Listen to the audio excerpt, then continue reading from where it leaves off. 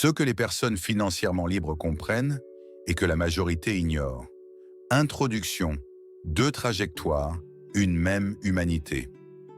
Il existe une question que peu de gens osent réellement se poser, non pas par manque d'intelligence, mais par habitude, par confort, parfois par peur.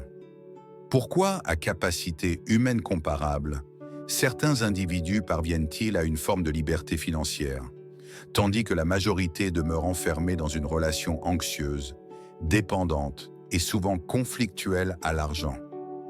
La réponse dérange, car elle n'accuse ni le destin, ni l'époque, ni uniquement le système. Elle pointe quelque chose de plus intime, la manière de penser, de choisir et d'agir jour après jour. Dans cette vidéo, il ne sera pas question de recettes miracles ni de promesses rapides. Il s'agira plutôt de comparer deux postures face à la vie.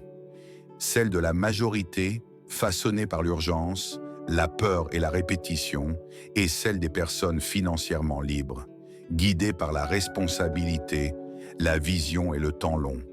Reste jusqu'à la fin, car comprendre sans agir ne transforme rien. Et c'est précisément dans la conclusion que seront proposées des voies concrètes pour amorcer un changement réel. Chapitre 1. La responsabilité comme principe fondateur. La première fracture entre la majorité des individus et les personnes financièrement libres ne se situe ni dans le compte bancaire, ni dans le niveau d'études. Elle se situe dans le rapport à la responsabilité. La majorité vit dans un monde perçu comme hostile ou injuste. Les causes de ces difficultés sont souvent extérieures. L'économie, le gouvernement, l'entreprise, le manque de chance, parfois même le temps lui-même. Les personnes financièrement libres, sans nier les contraintes du réel, adoptent une posture radicalement différente. Elles partent d'un principe simple, presque inconfortable. Ce qui ne dépend pas de moi ne peut être le fondement de ma liberté. Assumer la responsabilité ne signifie pas s'accuser, mais se reconnaître un pouvoir d'action. C'est comprendre que tant que l'on délègue la cause de ses résultats à l'extérieur, on renonce simultanément à la possibilité de les transformer. Il existe ici une analogie philosophique ancienne, celle du navigateur et du vent. Le vent ne se commande pas, mais l'orientation des voiles, elle, dépend du marin. Les personnes financièrement libres ne demandent pas pourquoi le vent souffle ainsi, elles ajustent leurs voiles. Chapitre 2. Le rapport à l'argent. Objet de consommation ou outil de construction. Pour la majorité, l'argent est avant tout un moyen de soulager le présent. Il sert à compenser la fatigue, à acheter du réconfort, à atténuer le sentiment d'effort. Dans cette logique, l'argent est pensé à court terme. Il entre, puis il sort. Il ne construit rien de durable. Les personnes financièrement libres entretiennent un rapport radicalement différent à l'argent. Elles ne le perçoivent ni comme une finalité, ni comme un tabou, mais comme un outil neutre. Un outil qui peut soit renforcer la dépendance, soit accroître l'autonomie. Chaque décision financière devient alors une question morale autant que stratégique. Cet usage de l'argent m'enchaîne-t-il davantage au présent ou prépare-t-il un futur plus libre? Il ne s'agit pas de renoncer au plaisir, mais de comprendre que tout plaisir immédiat non maîtrisé est une dette contractée envers l'avenir.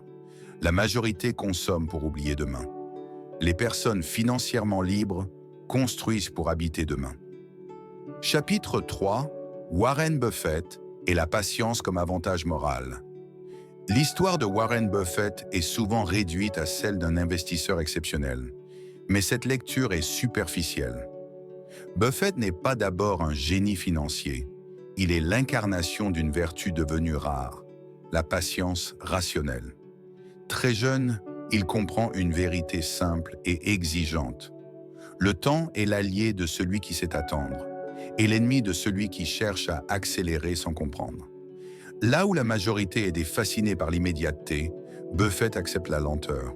Il investit dans des entreprises qu'il comprend, sur des horizons qu'il respecte, avec une discipline presque ascétique. Il ne cherche pas à battre le marché chaque jour. il cherche à être cohérent pendant des décennies. Sa célèbre métaphore de l'arbre planté aujourd'hui pour offrir de l'ombre demain n'est pas une formule marketing, c'est une philosophie de vie. La majorité veut des résultats visibles rapidement, car elle doute de sa capacité à durer.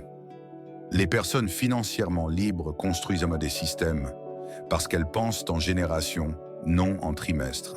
Chapitre 4. Les habitudes quotidiennes. Le silence des petits choix. On surestime presque toujours l'importance des grandes décisions et on sous-estime tragiquement le pouvoir des habitudes invisibles.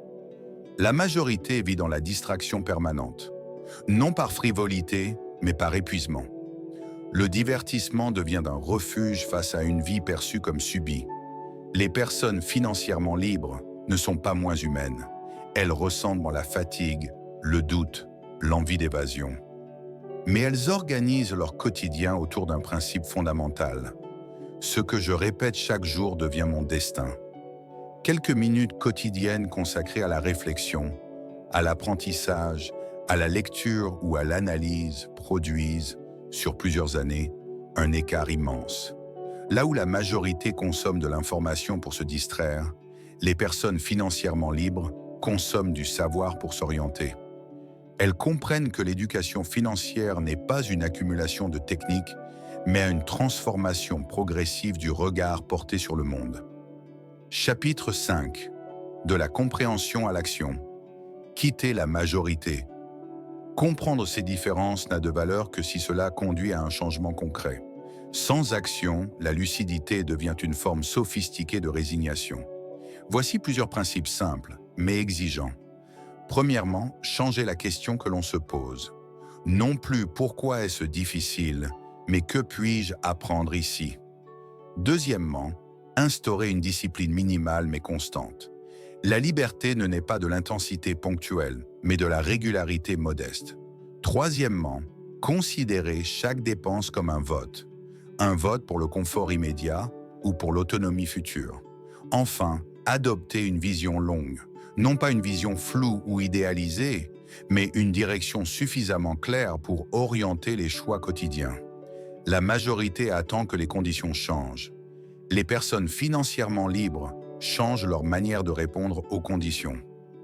Conclusion. La liberté comme chemin, non comme promesse. La liberté financière n'est pas un état soudain que l'on atteint. C'est un chemin que l'on emprunte, souvent lentement, parfois dans le doute, mais consciemment. La différence entre la majorité et les personnes financièrement libres n'est ni morale ni intellectuelle. Elle est existentielle. Elle réside dans le choix de penser en responsable plutôt qu'en victime, de construire plutôt que de consommer, de durer plutôt que de briller brièvement. Si cette vidéo a nourri ta réflexion, si elle a déplacé ne serait-ce qu'une certitude, alors je t'invite à soutenir ce travail. Abonne-toi à la chaîne pour poursuivre cette exploration du développement personnel et de la liberté financière. Et si ce contenu t'a semblé utile, mets un like. Non pour l'algorithme seulement, mais comme un engagement envers ton propre cheminement. Car comprendre est un premier pas. Mais choisir, chaque jour, de penser et d'agir autrement, voilà ce qui transforme réellement une vie.